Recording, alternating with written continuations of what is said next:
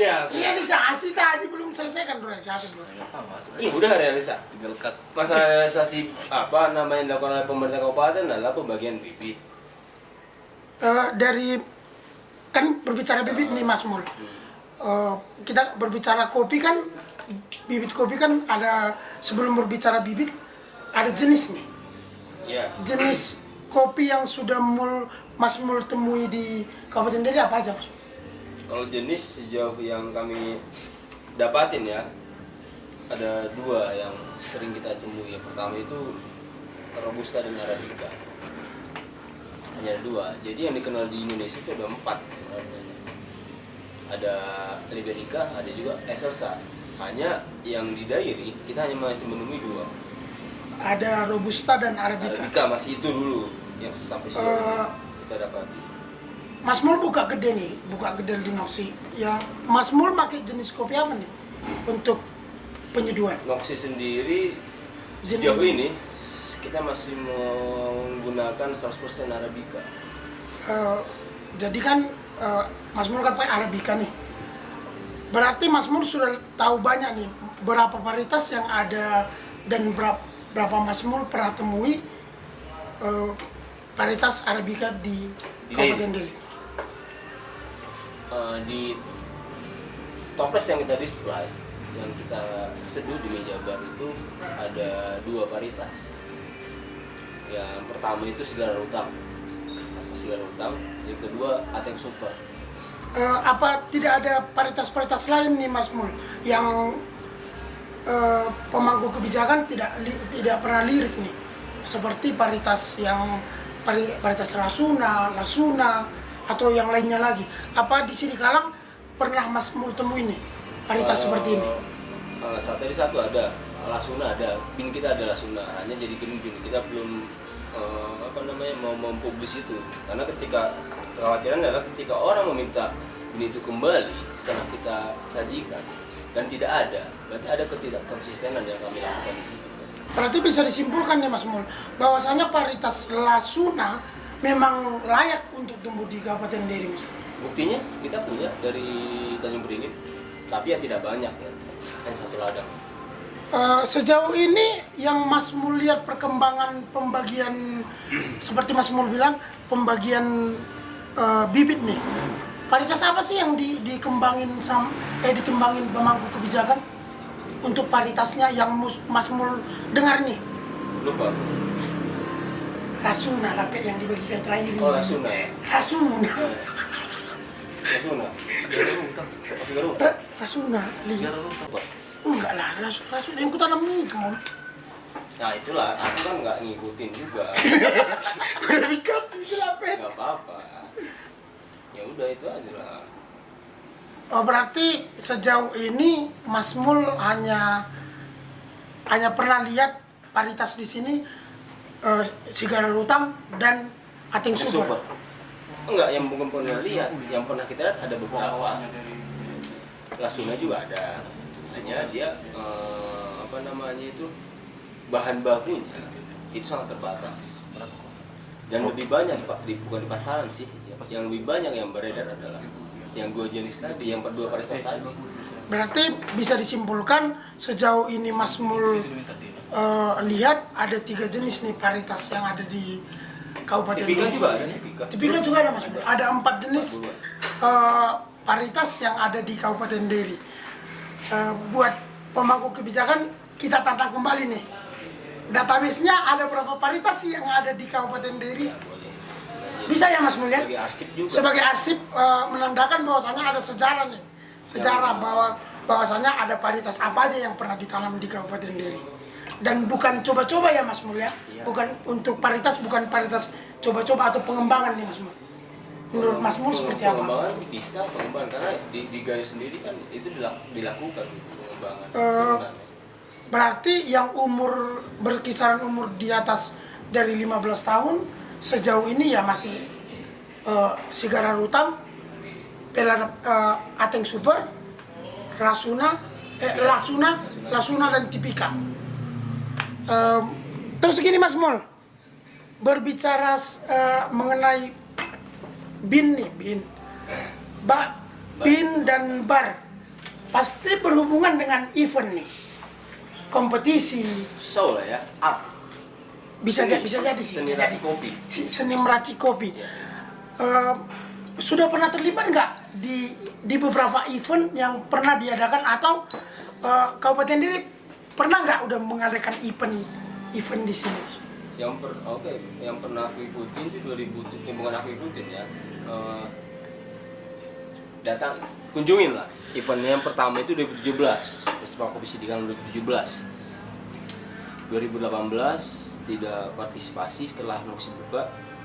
2019 diundang sebagai peserta, bukan peserta sih, ya peserta juga ya, peserta booth ya, kita mengisi satu booth juga di sana. 2020 kita tidak terlibat sama sekali, bukan tidak terlibat. Gini loh Mas Mul, ada rentan 2017 ya, Iya. 17, 18, 19. Kenapa sih sampai tidak bisa terlibat atau tidak tidak terlibat atau tidak dilibatkan nih Mas Mul? Kalau 2000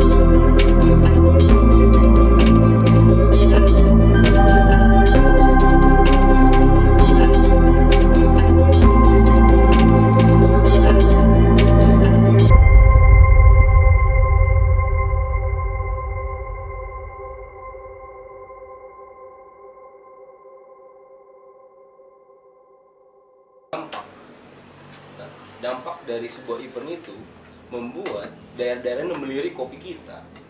Nah, yang ada adalah ya gitulah. Jadi kesimpulannya ya seperti Mas Mul utarakan ya. Jadi Mas Mul, ikatan event dan sertifikat itu kan tidak jauh nih Mas Mul. Ada yang namanya sertifikasi barista. Oh ya. Seorang penyeduh, saya mau tanya Mas Mul dulu, mungkin ini maaf buat menyinggung buat para penyeduh-penyeduh lokal yang tidak bersertifikat. Apakah sertifikat itu menjadi acuan? Karena seperti ini Mas Mul, berbicara kita ke luar negeri untuk menyatakan bahwa profesi barista itu betul kita jalani, dia kan ada sertifikatnya Mas Mul. yang digalisir dari sebuah organisasi atau dari negara. Mas, tanggapan Mas Mul sendiri nih masalah sertifikasi untuk barista. Kalau kita melihat dari sisi profesinya sangat penting juga ya, karena itu menjadi legitimasi kita sebagai penyeduh ya. Namanya kan barista sekarang udah jadi penyeduh, sudah jadi profesi. Pasti harus ada legitimasinya untuk. Jadi gini nih Mas Mul. Nah di satu sisi, Bentar Mas Mul. Mas Mul ceritakan sertifikat nih. Mas Mul punya nggak sertifikatnya itu? Oh. Dan diambil tahun berapa? Pernah gagal atau enggak? Atau sekali ngambil karena ada orang dalam? Ini berbicara Sumatera Utara nih. Ada orang dalam dekat dikit, terus dapat sertifikat. Ada kenal abang-abang dikit, dapat sertifikat. Gimana nih Mas Mul? Tolong ceritain Mas Mul. Kalau sertifikat ya, aku udah ada sertifikat 2017 pertama kali aku sertifikat itu gagal kan, karena memang juga masih cukup dini lah ya, masih belajar kopi juga ya seadanya. 2018 kembali bertarung di tempat yang sama kan? Akhirnya puji Tuhan ya, akhirnya kita lulus, aku lulus pada saat itu 2018. Mengulik sedikit soal sertifikat Mas Mul, ini berjangka atau memang satu sertifikat dikeluarin terus bisa dipakai seumur hidup nih? Kalau ada di BNSP itu apa sih Mas Mul? Sertifikasi profesi itu, kalau sertifikasi profesi barista itu jangka waktunya cuma 3 tahun. Setelah itu ya kayak SIM juga. Mungkin berarti ada perpanjangan nih Mas. Iya, karena kan bisa aja orang yang nggak memang pegiat total atau penyeduh total ikut sertifikasi, ketepatan dia lulus tapi dia nggak aktif misalkan kan, itu bisa jadi kan. Makanya ada jangka waktunya, tenggang waktu, masa kadaluarsanya ada. Jadi bisa dikatakan penyeduhnya Nox ini sudah memiliki sertifikat ya Mas Mul ya? Udah. Untuk closing statementnya Mas Mul sekaligus menutup obrolan kita hari ini, Mas Mul bisa kasih sedikit aja.